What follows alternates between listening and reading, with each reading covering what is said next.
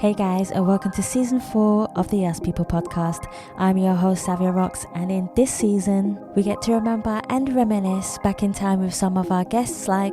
Hey, we are Entity, and you're listening to the Us People podcast with Savia Rocks. Peace, my name is Oni. I'm a producer-engineer from Queens, New York. Hi, my name is James Green. I'm a TV presenter, sports reporter and journalist. Hi, this is Joy Langley and I'm the author of Navigating Stress. Hey, this is Travis Glossop. I am a creative radio producer for Kiss FM and you're listening to the Us People podcast with Savia Rocks. We highlight the strengths of our cultures, talking about diversity and inclusion, and speaking out loud and proud about who we are. I was never that good. I was determined. I had a love for the sport, and that always fueled me. At 49, I was seven years post-divorce after 22 years and 3 kids of a marriage. And so I knew that I needed to figure out what was happening for me and why was this such a severe sort of crack in my identity and how I showed up in the world. It's great. I'm glad, because I'll be honest, I didn't really work that hard at uni, so it was good to leave uni and really get on it, really because I also, as a person, I think I value productivity. A lot of people live to work. I think I am one of the work to live guys, but because my work is amazing, that's all right with me. So as a person, I go to bed happy when I've had a productive day. We've also saved the best till last by honouring another artist and showcasing their talent as our new theme song, with none other than your host, Savia Rocks, featuring in their song. So guys, enjoy, stay creative, and as always, please continue to be kind to one another. Let's go.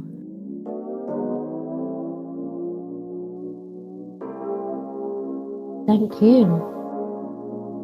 And my name is Hema, and I'm the Ambitious Artists Hypnotherapist, and you've been listening to the Us People podcast with Savia Rocks.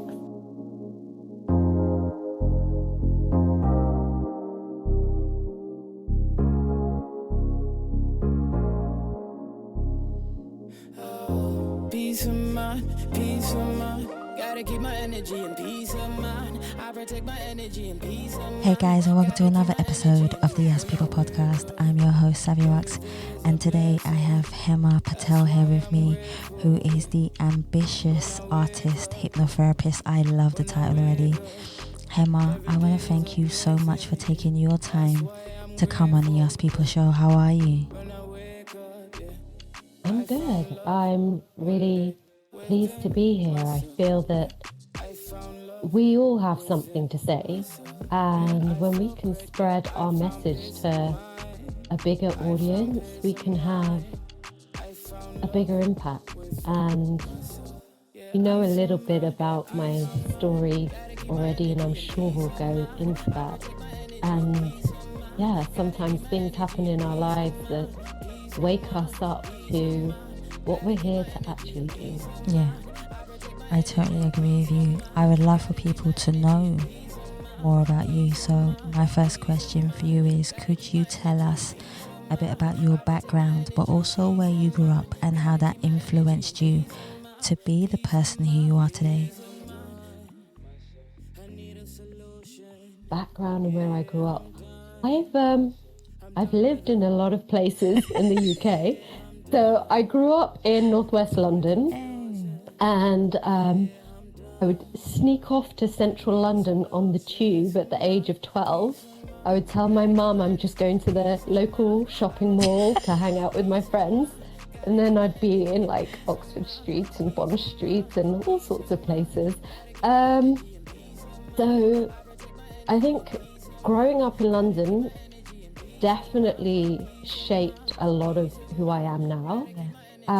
I was very fortunate to be a teenager when Kiss FM was still a pirate radio station. Wow. So, yeah. So I discovered house music through Kiss FM. So listening to the likes of Paul Trouble Anderson. My personal favorite was Steve Jackson. I know everyone knows Paul, everyone loves Paul. But my favorite, like before I'd go to like sixth form college, I would like watch, listen to his show, and then like be late for college because I didn't want to get the bus until his show had ended. So yeah, house music has played a massive part in my life. Like a lot of teenagers, I went through a lot of teenage angst. There were times where I didn't really want to be here, to be honest. And it was house music that saved me, because listening to house, like when I was underage on the radio, there was just something about that genre of music that just grabbed me and pulled me in. And so when I did go to clubs, I snuck off to like the Empire in Leicester Square when I was definitely under 18, and a few other places. But being on the dance floor, I was able just to lose myself in the music, in the rhythm, in the beats, in just this, like, and back in those days you could smoke indoors. Yeah. So in the smoky atmosphere of clubs, and just whatever worries and troubles I had just faded away because I was just there. I felt really present on the dance floor. So yeah, house music has played a massive role in my life. And yes, I went to clubs underage, and then I actually got barred from one club when I went there with my real ID, because they'd figured that I'd been there for a few years, and they're like, okay, now you're not allowed in, which was a big shock to the system. And so even when I went to university, it was, as much as it was about studying, it was also about like, when are the big DJs coming into town, and like, can we get tickets for this, and what am I going to wear, and the excitement around the whole experience. And then in my 20s and 30s, I was relatively sensible, so I would go out a couple of times a year, and like I'd gone to, I think by the time I was in my 30s, a lot of it was like reunion nights and like retro nights and back in the day type of nights. Then at the age of 40, I discovered a whole new scene, like Liverpool Disco Festival, lots of, I went to Croatia to a music festival for the first time, then kind of like went every single year.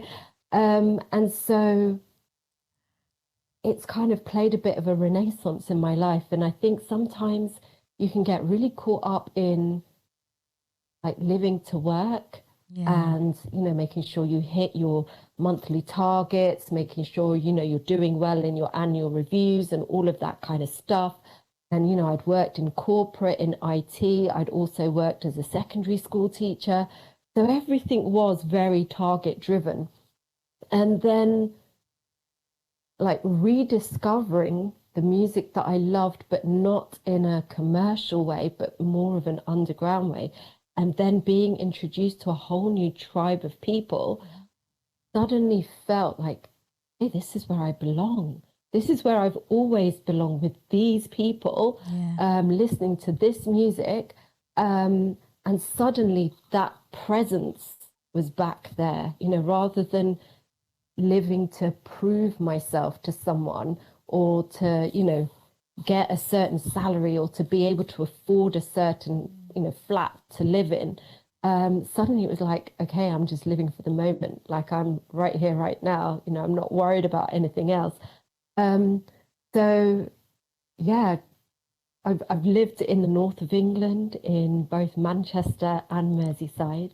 So I've been really blessed to have lived in such big cities. And now I'm on the south coast, so I'm by the sea again. And because I've been like here, there, and everywhere, like, searching out and listening to the best music, I actually don't really know too much about where I live at the moment, like the town and the city where I live at the moment. In fact, I don't even know whether it is a city. And so just in the last couple of months, I've started to really network with people who are close by. And so I have my music family, which is like all around the world. Yeah. And now I'm starting to build networks where I live now. And I think when I was in Manchester and Merseyside, I like built my networks mainly through work. And now that I work for myself, you know, you don't have like an automatic group of like, you know, the cool ones at work that you can hang out with outside of work. That's true. That is and true. so now it's really about me finding, you know, people that I have things in common with. And, you know, whether it's, you know, sort of therapy, coaching, well-being, mental health, or that kind of thing, or whether it is music, or whether it's like just, you know, being by the sea and going for walks and getting in the water. And so you find people, you know, we're naturally predisposed to be in communities and tribes. Yeah. And usually there's some sort of commonality in those. So music is a really easy one. And sometimes it's like almost harder to find other things that you have in common with people that you can just find out quite easily. No, I totally agree with you there. I love the fact that you brought up music first and foremost, more than necessarily anything else. So my next question, we're going to talk about the reflection of who you believe you are. And the reason why I say this, I think this is a very, very important question when I say, can you define yourself as a person, but also who do you see when you look in the mirror? But on the flip side of that question, what does your reflection say back to you? And has there ever been a time where you have looked at your reflection in the mirror and not recognized the person staring back at you? How did you manage to decide or manifest or meditate, because we all have a different way of doing this, to come back and be the person that you wanted to be and love to be more than anything else?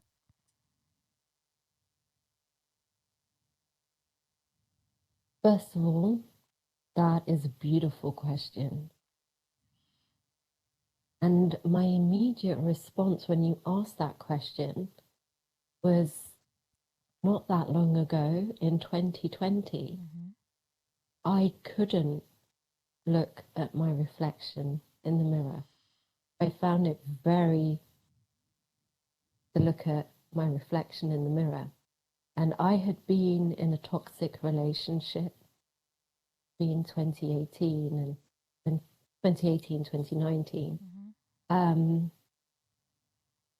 And so when I looked in the mirror in 2020, I would see the person who had been disrespected, who had been humiliated,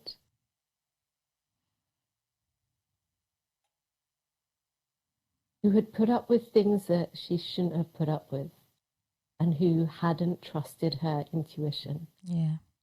And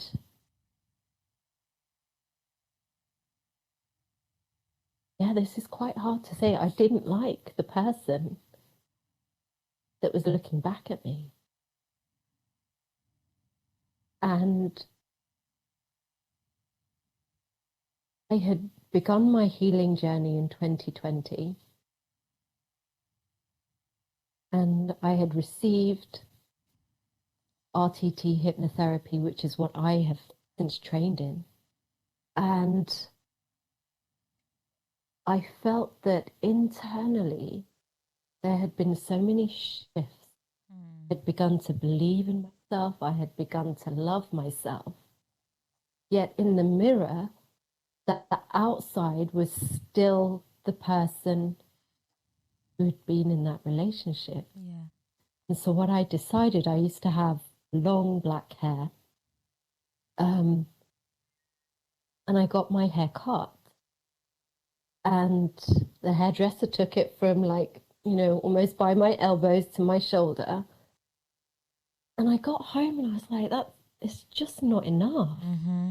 Like it's just not enough. Like I can still recognize that old version of me.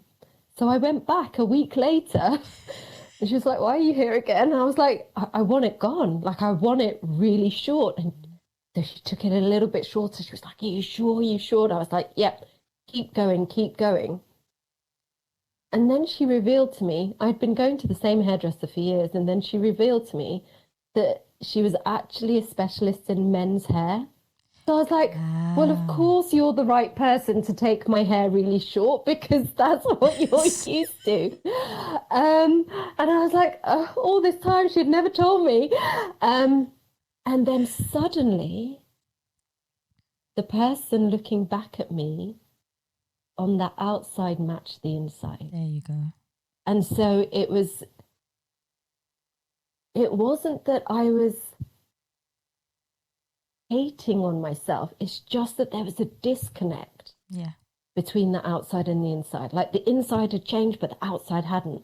And suddenly when I brought those two together, it was like, okay. And then I found out that my hairdresser's husband was a photographer, and I was like, brilliant, I'm about to set up a website, I need photos. And so then I think a week after that, I had a photo shoot. And people who know me know that for many years, if we were out on a night out and someone pulled out their phone and was taking a video, I'd kind of go to the bar, or I'd run to the ladies, I would hide. Or if someone was like taking photographs, I'd be like, give me the phone, I'll take the group photo. So I wouldn't be in them. Yeah. I just had like, I don't know what it was. I just wasn't comfortable with how I looked or being caught on camera. And so then to suddenly feel like my inside and my outside matched, now I'm going to have a photo shoot. And then we found, and you've got some of these photos, we found a beautiful wall with graffiti that happened to be in the same colors as my brand. And I was like, happy days, this is meant to be. And I felt really relaxed. Like, I didn't know the guy who was taking the photos. Like, I literally just met him that day. You know, my hairdresser told me about her husband, but I hadn't met him before. So I met him that day, and I felt so relaxed. And it just shows sometimes that we can't underestimate the power of expressing ourselves through how we look and what we wear. Yes. And we grow up, you know, with magazines and music videos and all of these different influences. And it's really easy to follow. And I think when you develop your own style, and it's irrelevant of what's going on in media trends, and it's just you, like the colors that you like, the fabrics and the textures that you like. And when you get to play with those, and then you're like, okay. And I think that's what it was, is for many years, maybe I didn't know my identity.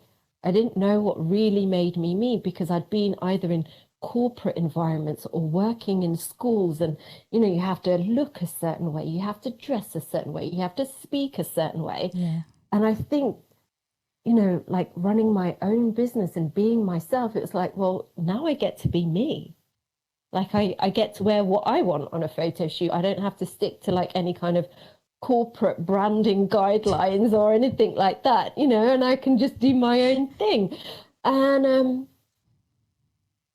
I think identity is so important when it comes to mental health, because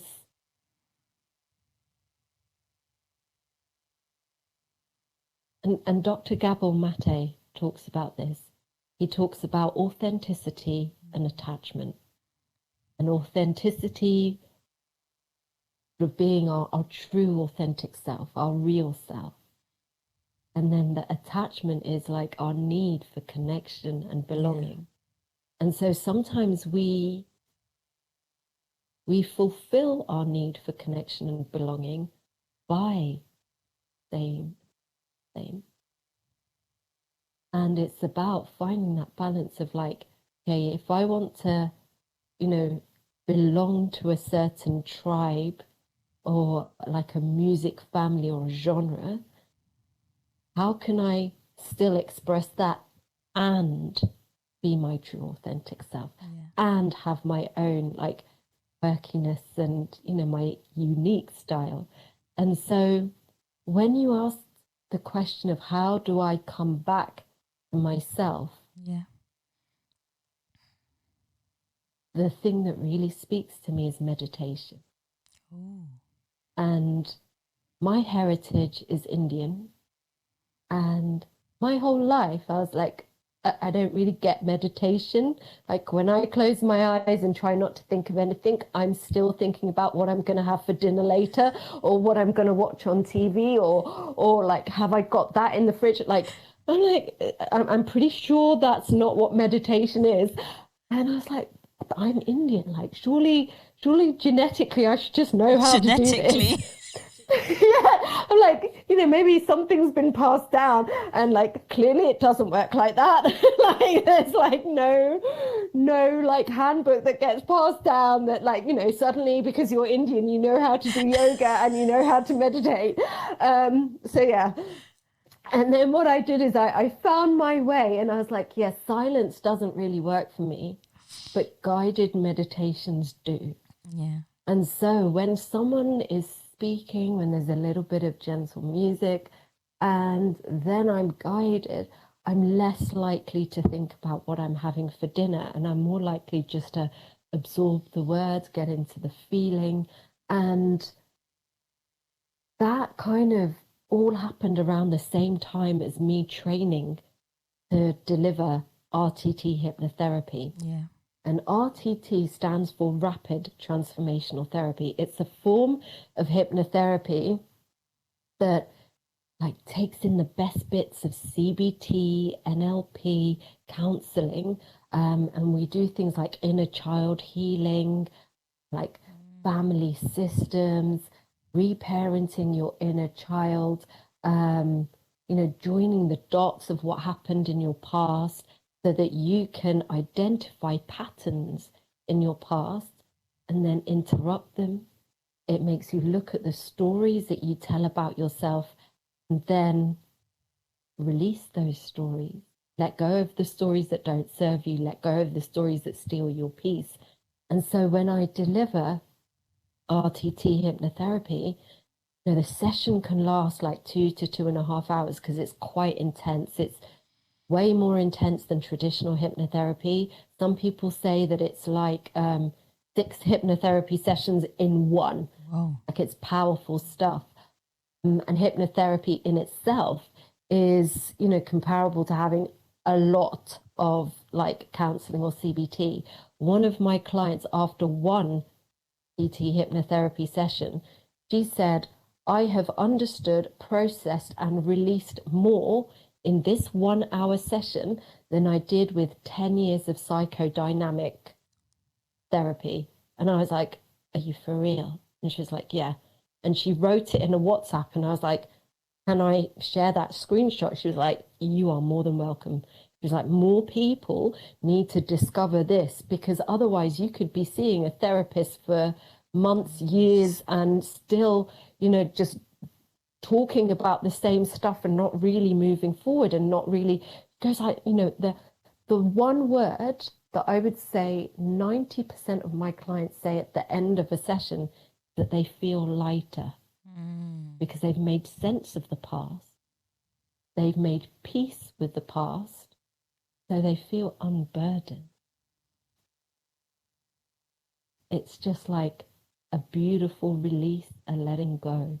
And what happens is the next day, my clients receive a 20-minute audio. And so because during the RTT hypnotherapy session, we're uncovering all of these patterns and stories, we're interrupting them and we're releasing them in the space that is left, because we know that the universe abhors a vacuum, that we've taken out the stuff, like in your loft space or your garage. Take out all the stuff that you don't need, you declutter, but if you're not mindful, just other junk goes back in. Yes, that's so true. The same with the mind. So we've released all of that stuff, and so the recording then installs and embeds all the positive, empowering, uplifting, inspirational, like thoughts, feelings, beliefs, and behaviors instead. So there's no space left because we're already putting good stuff in. Yeah. The stories that serve us, that fuel us, that motivate us. And so those recordings, they are hypno recordings. So what I do is at the start of the recording, I get people into a really relaxed state and I take them down 10 steps. That gets them into a state of hypnosis. So the only difference between one of my hypno audios and a guided meditation is the 10 steps at the beginning. Because guided meditations usually, there's a really gentle voice. The music is very gentle. Sometimes the phrasing's quite slow and relaxing, and there's some breathing, so that the out breath is longer than the in breath. One of the techniques that I love to use is the 7-11 breathing. So you breathe in for the count of 7, you breathe out for the count of 11. When the out breath is ever so slightly longer than the in breath, it just gives you that breathing room, that room for expansion. And so that 7-11 technique slows our breathing down, relaxes us, and gets us into that meditative state. And so with a hypno audio, when I'm taking people down the 10 steps, I'm just getting them even deeper into that state, so that the brain is even more open to suggestion. And one fact that I came across recently, there was a study done by Michigan State University that said we have between 50,000 and 80,000 thoughts a day. Yeah, that's correct. A day. Here's the startling fact. 80% of those thoughts are not true. So all of those times that we think, oh, I can't do this, or I shouldn't go there, or I can't wear this, or what will so-and-so think, or, should I have said that, or should I have eaten that? All of those things, they're not true. They're just stories that we tell ourselves. And then the other really interesting fact is that 90% of our thoughts cycled the day before. And so when people say, same old, it actually is like 90% is the same old, because you're still thinking the same thoughts about yourself. You've still got that same narrative and looping thought pattern going on. And so that's why hypnotherapy is so powerful, because we are interrupting that pattern. It's literally like taking the needle off a record. Yes. For those people who still remember vinyl or who now collect vinyl, taking the needle off the record, changing the record, and then putting on a new groove. That's what hypnotherapy does, because otherwise we'd still be playing the same old tune. That's amazing for you to actually say it that way. I've been hypnotized 4 times, so I understand the whole, and from where I was in the beginning to the first one to where I am now, there is an abundant change in all of the sessions, i.e. the first one was extremely emotional, and I mean extremely emotional, and I didn't even realize that I was in that pain or place or childhood. Your inner child was still hurting, because as we grow older we think, oh, it's gone. That's not true at all. It's paining you and it's hurting you, and you need to find a way not to it's not about getting rid of it. I don't believe in that. I believe it's more about forgiving. Forgiveness is a key word, and I know we're going to talk about that one soon. Forgiveness plays a key role in your life to help you not be bitter within your life and your journey. I believe that. That is just my opinion on it. And it helps you to understand people a lot better. Having forgiveness. And I'm going to pick up on exactly what you said there, because the more I worked with clients, like I had been a career coach for over 10 years. I'd been helping people with anxiety and depression find jobs, like, sort out their application forms, their CVs, nail interviews, like build up their confidence so that they could nail these interviews, stay in jobs. And I'd been doing that for such a long time. And then I'd be like, well, some of my clients get really great results and some of them are no further along. And what is going on here? Because like treating them in the same way, I'm using, like, my CVs were pretty top notch, so I'm like, I know my CVs are good. So like, what is going on here? And then after I trained in hypnotherapy, it's like, well, actually, it's like an iceberg. Our conscious mind is only responsible for between 5 to 15% of our actions. That's true. Like 80 to 95% of our actions are from our subconscious, the bit below the water. And so we are operating, our thoughts inform our feelings and our feelings inform our actions. So for the people, for my former clients who, had this amazing CV, but still weren't sending it out and still weren't applying for jobs, there was something in their thoughts and feelings. And so the more clients that I worked with when I was a hypnotherapist, or I still am, I was like, I want to break this down. My mathematical brain is searching for a formula. And so after many, many clients, I was like, okay, I think I've got it. I think I've stumbled upon the formula. So this is a Hema exclusive. This is my own formula. Like, I haven't seen this anywhere else. But the brain plus either shame, blame. Yes, that's definitely one. Guilt. Yes, that's another one. Worry, fear, or doubt equals pain. And pain, and I'm very big on acronyms, so I've got an acronym called FACTS. Pain plus facts equals peace. Oh. And so you'll know what the F stands for because you've just been talking about it. Mm-hmm. The beautiful forgiveness. Yeah. Mm-hmm. Yeah. There's other bits, so I won't give away all my trade secrets just yet. I was going to say.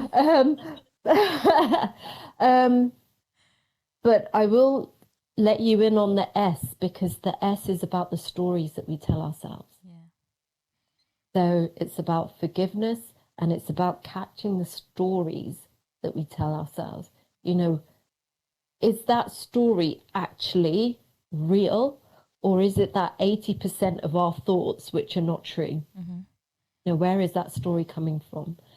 And, I hear a lot of people talking about imposter syndrome. Yes, that's a big one. And very interestingly, this week on LinkedIn, I saw someone say, imposter syndrome is not about the person, it's about the system, it's about the environment that makes you feel like an imposter. I believe it was Nadia Khan. And to me, how I look at it is that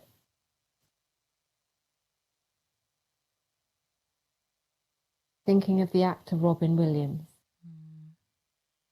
very confident in his craft, master of his craft, yet something underneath that foundation wasn't there. Mm-hmm. And so I see self-belief and self-esteem as the foundation and confidence as the building. So you can have a beautiful, ornate building. Yes. Exquisite. the foundation isn't secure. Building isn't.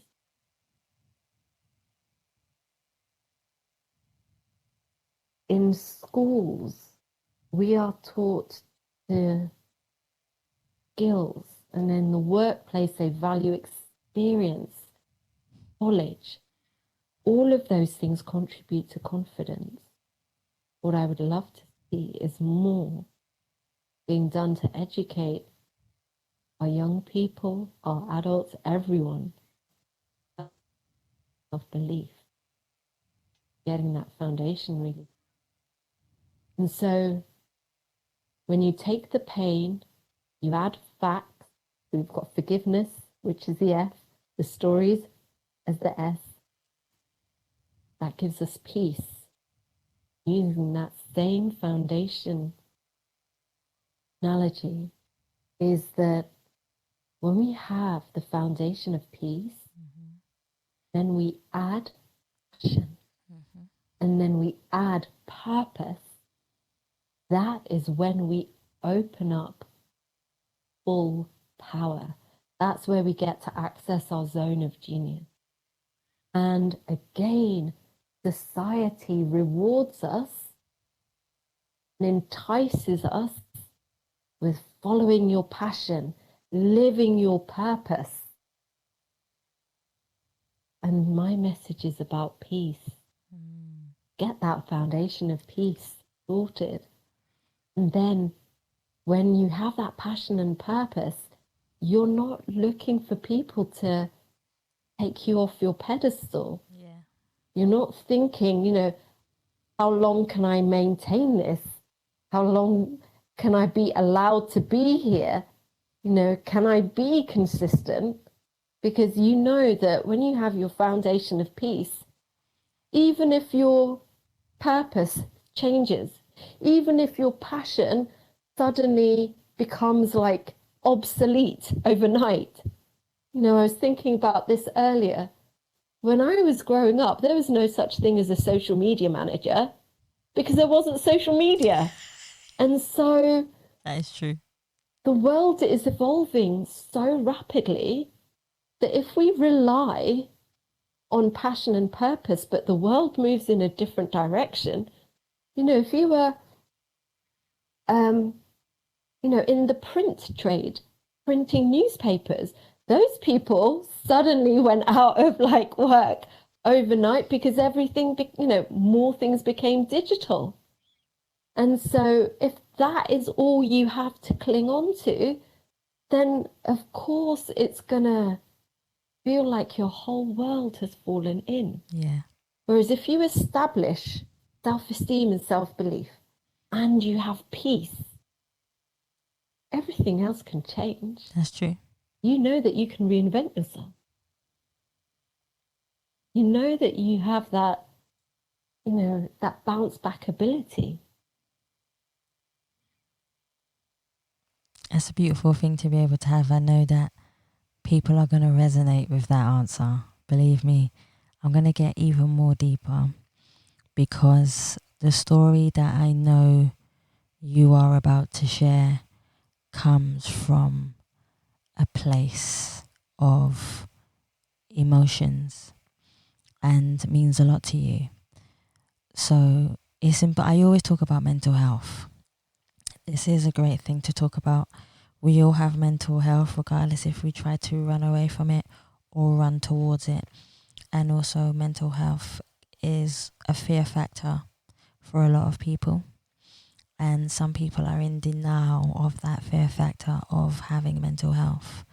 But please, could you tell us the story about your beautiful cousin who had mental health? And there's a question that I'm going to ask you after you tell the story which relates. Please tell us what happened. So in 2019, I lost my cousin to suicide. He was 27 years old, a final year medical student. As an extended family, we didn't even know that he had depression.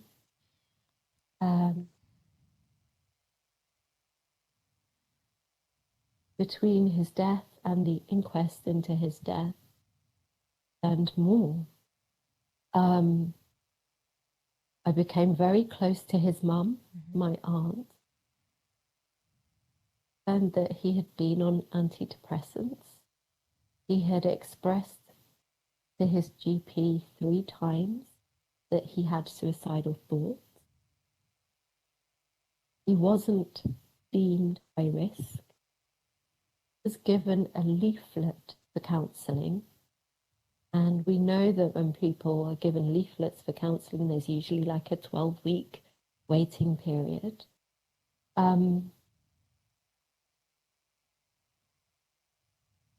His next review appointment had been booked for a month after his final exam. And so there was the shock of losing him. Then the anger that this could have been prevented. Yes. To express to someone 3 times that you have suicidal thoughts, that's not, to have the bravery and courage to even verbalize it 1 time. Exactly. Is significant. To have expressed it 3 times is a cry for help. And the questions were, why wasn't he immediately referred to counselling? Why wasn't he immediately referred to university counselling, because the GP was attached to the university, and where there wasn't an NHS waiting list. Yeah. And so to lose him knowing that maybe we didn't need to have lost him was really hard. And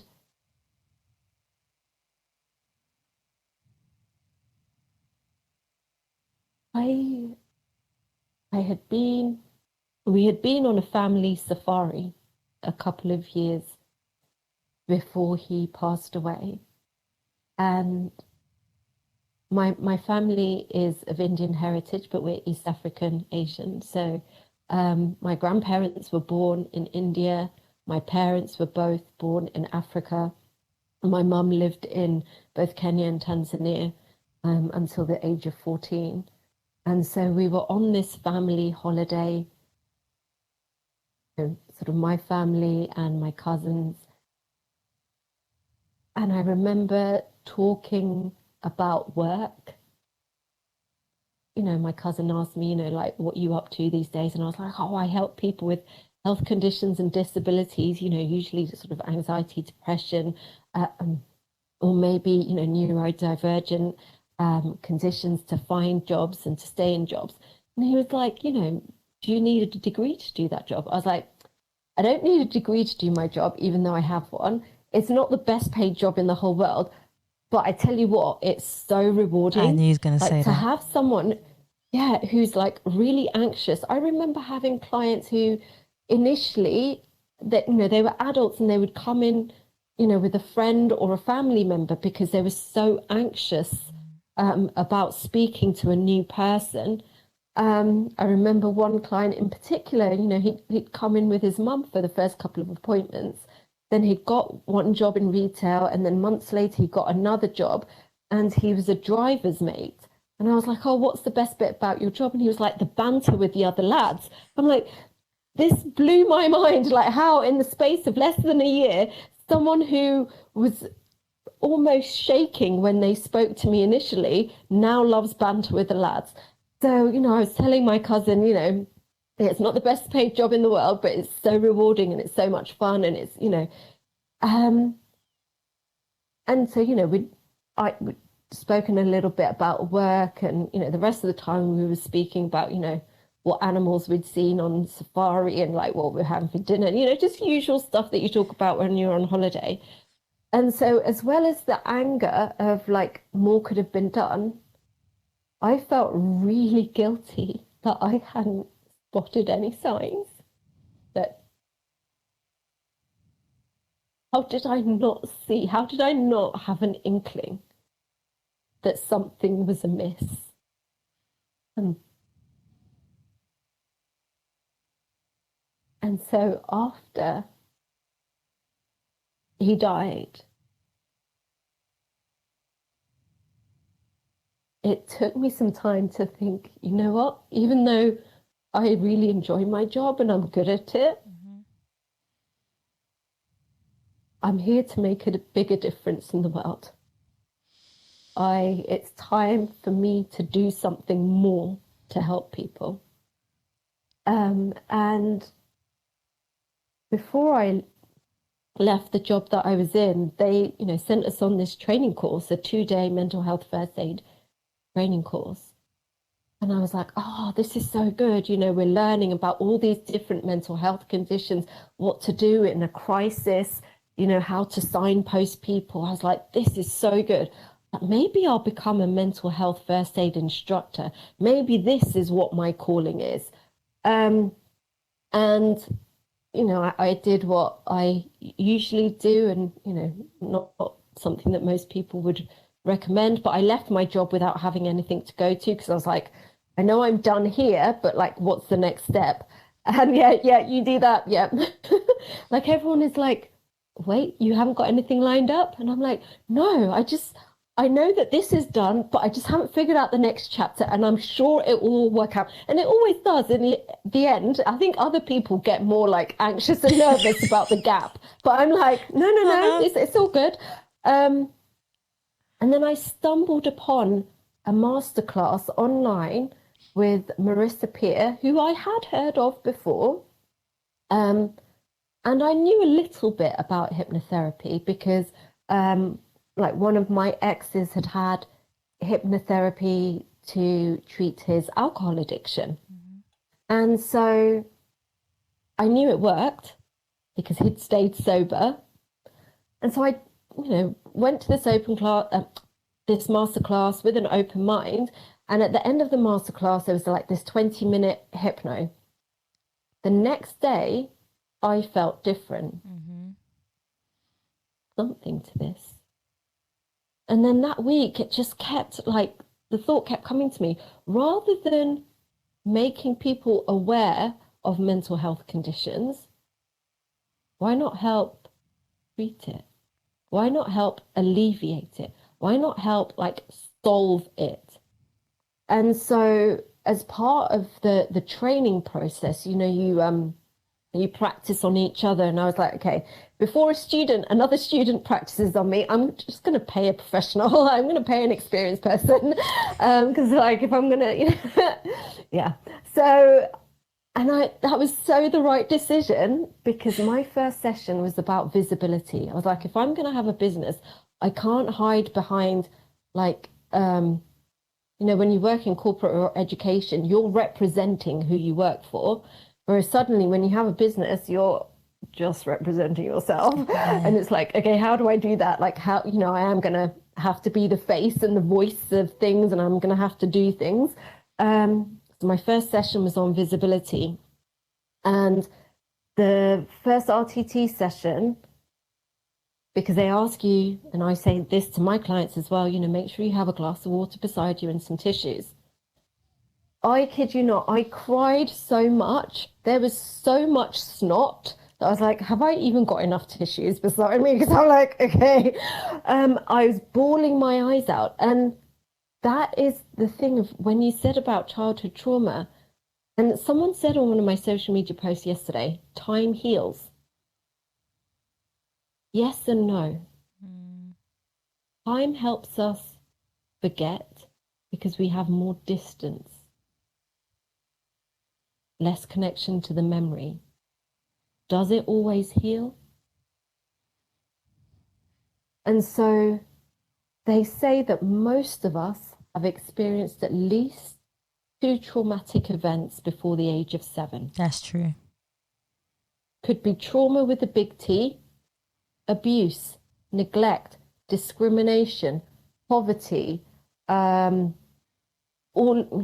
I don't need to carry on, lots of different things. Or it could be trauma with a little t. Being asked to read aloud in class and then stumbling on a word and then the other children laughing at you, and then you feel mortified. Suddenly your best friend not talking to you anymore and they've gone off with a different bunch of friends. So all of these traumas, whether they're a trauma with a big T or a little t, and I'm going to use another Gabor Mate quote, trauma isn't what happens to you. It's what happens inside you as a result of what happens to you. And so we internalize lots of different things. When bad things happen, we internalize, I'm not good enough. I don't belong here. I can't connect. What I want isn't available. It's not possible for me. I'm not worthy of anything better. I'm not deserving of anything better. Yeah. That's how my past has been, and that's how things will always be. We internalize all of those things, and those are the records that keep playing in our adult life. So the child who stumbled upon their words in a classroom and had people laugh at them, when they go for a job interview, there's something that they can't get their words out. When they have to deliver a presentation at a meeting, they're like, oh, they feel so contracted, and it's like, am I going to get through this? It's that same record that's playing, and it's showing up in adult life. And when we don't address our childhood trauma, when we don't heal from our childhood trauma, we play out the same situations. Yeah. So you might have a different relationship with someone else, but then the same old stuff comes up.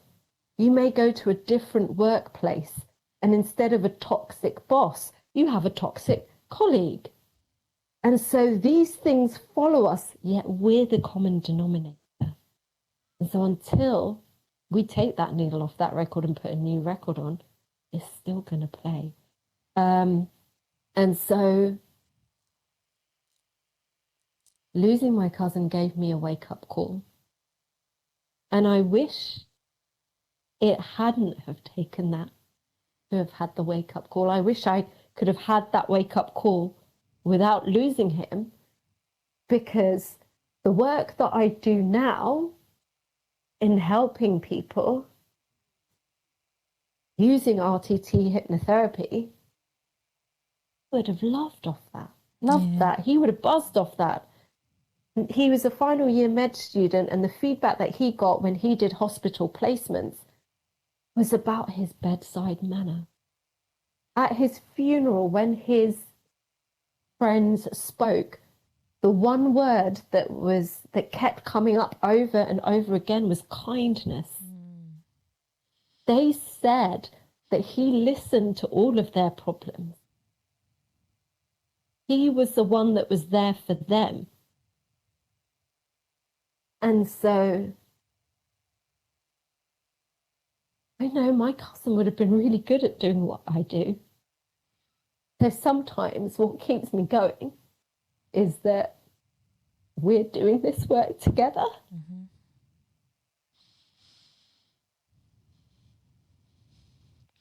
I think one of the most important things that I do want to ask is, how important do you feel, and I know you're going to say this is very important, to tell your feelings, but also one thing that is very hurtful as well. Sometimes when we grow up in a culture, I am half black, half Indian myself. Cultures can be very, how can I say, in their ways, and generations have their ways, and they're stuck in their ways. That's how we say people are stuck in their ways. And unfortunately, and I know you're going to understand this, unfortunately, even though we are the next generation who have a more open-mindedness towards life and situations, and regardless of sexuality, religion or culture, we are more open-minded, loving and giving and compassionate to everyone around us. Generations before us, for some reason, I feel don't always understand that. And I feel, and I'd love to hear your opinion on this, how do you feel that generations before us can be more accepting? This is important. Accepting to people's emotions, especially their children, because we hide a lot. Even now, we hide a lot within us, you know, and we make this box inside of us. We can call it the trauma box for a second. We hide this trauma box inside of us, and just like your cousin, maybe he felt, because he is the person always being the compassionate, kind, abundantly loving person that he was made in this world to be and left in this world to be, he felt like he couldn't speak to anyone, because if he does speak, people will have this certain opinion of him and about him. And sometimes that can also bring trauma to us, because we don't want what we call a label on us. In your opinion, how do you feel we can help? Not always solve, but there must be a way to help each other, older generation, younger generation, so that we can coincide together to make us both understand that we can talk. It's okay to talk. You may not always understand it, but listening can help.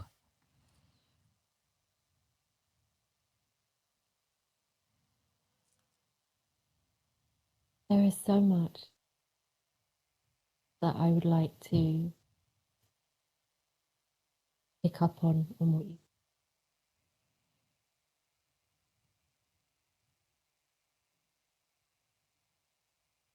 Different generations have become closed to expressing their feelings. I often wonder whether that's because of the need to appear strong when you are in spaces where you are not the majority. And so in spaces where you are not the majority, the instinct is survival. And you survive by being strong.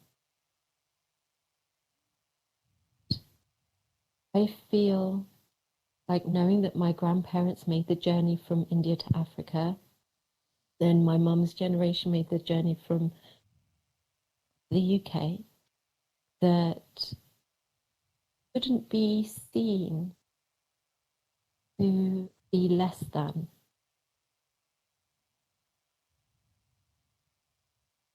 Because we know that we have to work harder, prove ourselves more, just to be on the same level playing field. Exactly. And so I think by them having made those journeys, they were faced with that needing to keep up appearances. Whereas when we are second, third nation, and we are in that privileged position of having access to so much information at our fingertips about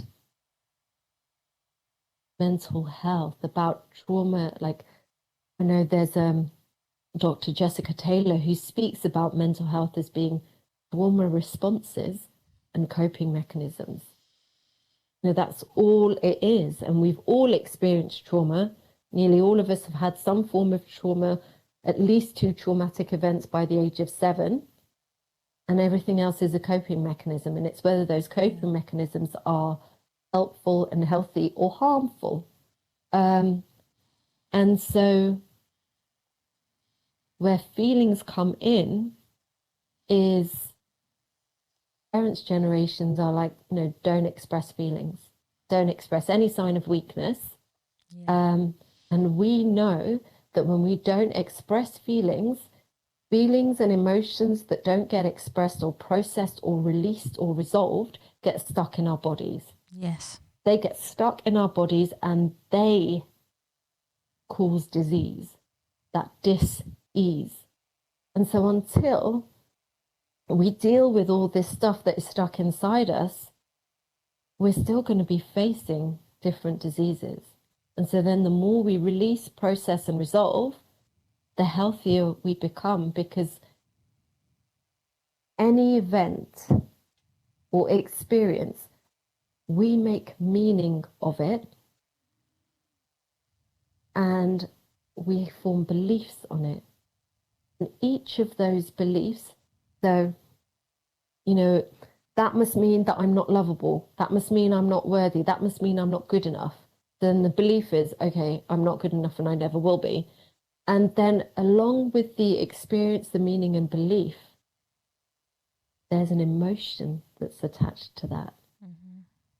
And it could be sadness, it could be disappointment, it could be regret, it could be anger, it could be blame, it could be guilt, it could be fear.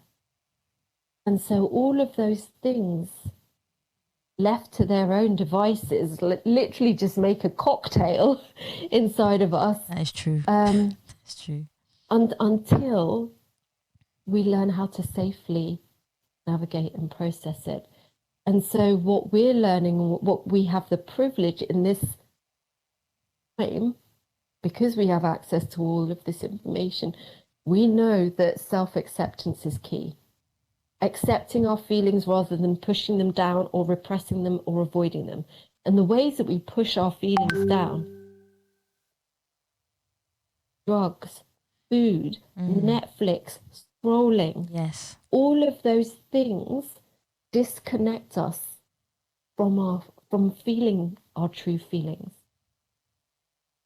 And when we start to reconnect with our true authentic self, yes, we're going to feel pain because we've avoided feeling it this whole time because we've been numbing ourselves. So when we do experience that pain, it's not pleasant, it's not comfortable. That's why it helps to have some form of therapy. Yes, I'm perfectly aware that there's all different forms out there. So I'm not saying that RTT hypnotherapy is the only one. It's a very good one if you want to get results quickly. And getting some help and support. And that's the other thing that's different from our generation to our parents' generation.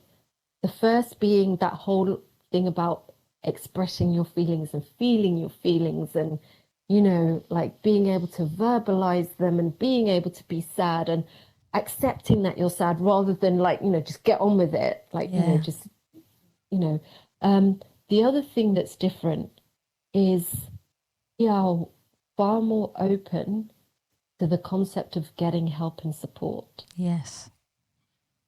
And again, from their generation, if you were to get help and support, it would be admitting a weakness, and you can't be weak when you are not the majority community in a particular area. And so for us, again, we have that privilege of knowing, getting some form of help or therapy or support, you know, is gonna help us navigate this journey and deal with things more effectively and more quickly rather than like either bottling it up and blowing or just numbing ourselves from it. And so the more that we can do to make it okay to get help and support, like to say it's okay to cry, whether you're a man or woman, or regardless of gender, it's okay to cry and it's okay to get support. And asking for help is a strength. And the reason I say asking for help is a strength, and I say it with such conviction, is because asking for help means that you're open to support, means that you are committed to your self-care. And that's why it's a strength. If you didn't respect yourself enough to care for yourself, that's not a strength. So by saying, I need help, it's a strength because you're acknowledging it, you're dealing with it, and you're having the courage to reach out for support. And I'm not saying that this is not to shame anyone who doesn't ask for support. my message and my intention here is, let's normalize getting support. No man or woman is an island. Yes. We were never meant to exist in isolation. We've always existed in community.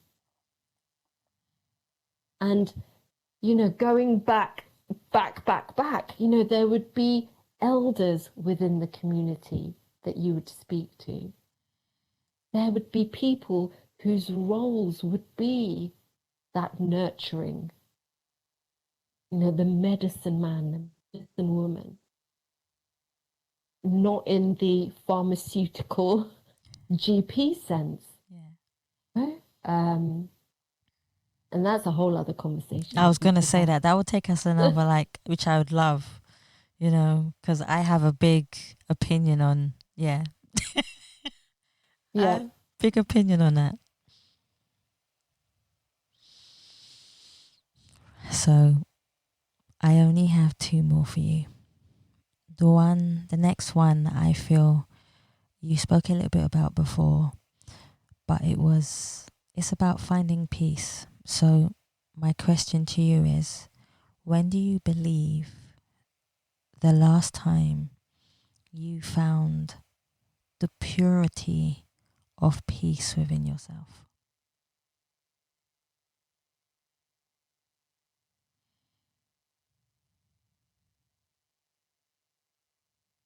Well, I recognize peace when I am fully present. When I am really listening to someone with no agenda, with no idea of how to respond. I'm just there in the moment. So I experienced that day at lunchtime. I met up with someone for the first time in person, and we'd known each other online. Just accidentally, she happened to be in my area, and we'd messaged each other, and she was like, should we just grab a hot drink? I was like, yes. Yeah. And that was really beautiful. So I felt that today. The other day, my niece is on half term, and we were at the fairground. And again, just being there in that moment, not ruminating on the past, not feeling anxious about the future, just there. I like that. And when we can just be, when we can just be without doing, without any doing, that to me is peaceful. That means a lot to me because I'm a big fan of peace. Regardless of what's going on, I am a big fan of peace. I'm going to throw in one more, actually. So, all of us have a reason for being on this planet. Some have long reasons and some not so short, some are shorter. If I was to say to you, what do you believe your legacy is in this world? And what would your legacy like to be only when you decide that you are going to go on your own island, if you want to find that place of tranquility? We all have different minds. We all want to do something different when we decide to retire or rest or say that is enough. What would you like your legacy to be?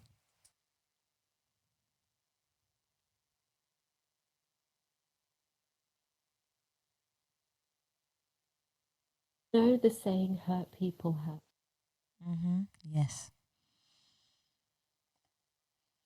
Yeah.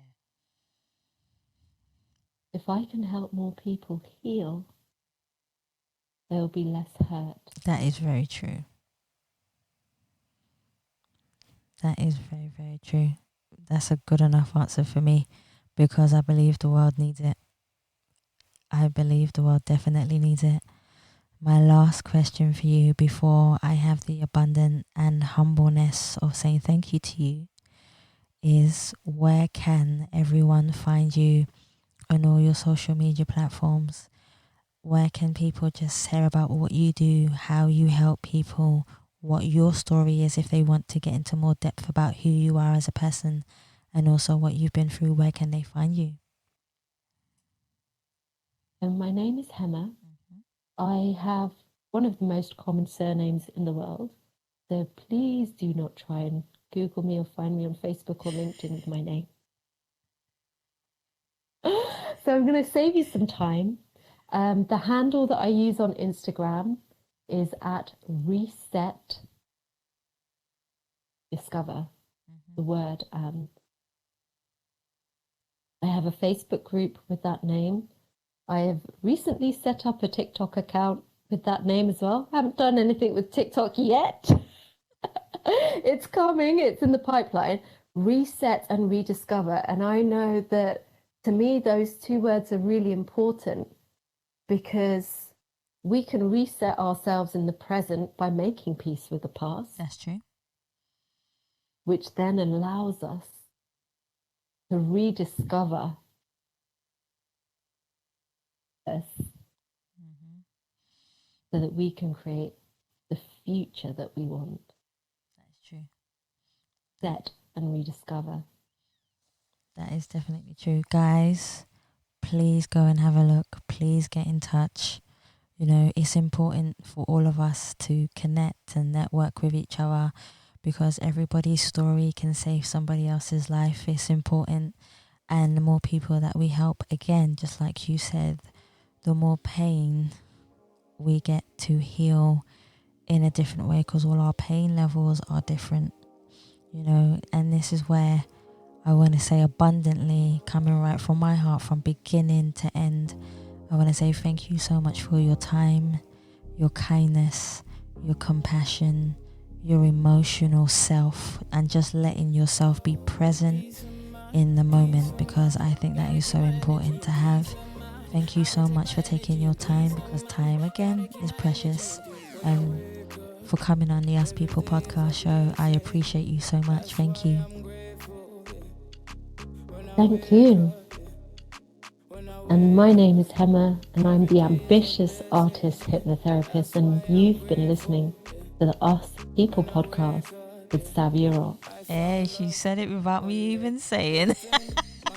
Guys, I want to thank you so much for listening to the Us People podcast, and please remember you can subscribe and listen and leave us a review on Spotify, iTunes, Google Play, and any other platform that you prefer listening to. Please also follow us on Facebook, Instagram, and Twitter. And you can also donate to the Us People podcast by simply going to the Savia Rocks website or just typing in paypal.me/Us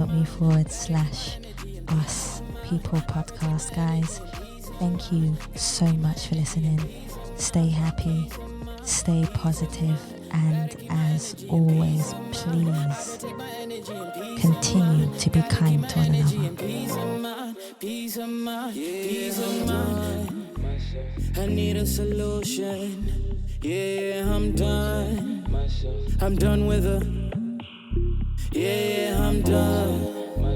I'm done with confusion. Yeah, I'm done.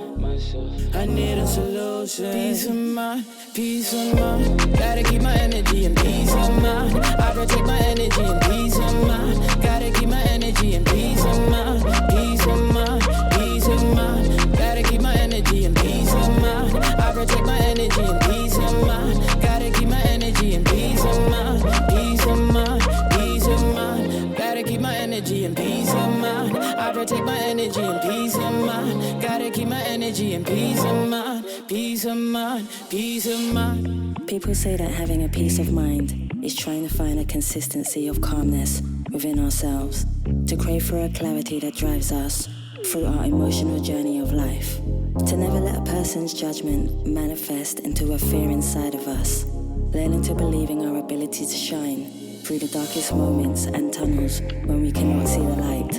Patience being our light for forgiveness and strength, to believe in our destiny. If you want real peace of mind, one needs to stop fighting their inner thoughts and embrace them with love, because love is the most amazing and beautiful strength that we have to conquer our peace of mind. Make your thoughts impact a nation by keeping them true and honest, especially to yourself. but make your peace of mind protect you when you don't have strength to embrace anything else. Find your peace of mind by listening to your heart. Yeah, so if students' mental health and well-being is important to you, please know that there is a petition going to get a legal duty of care for university students, for students in the UK.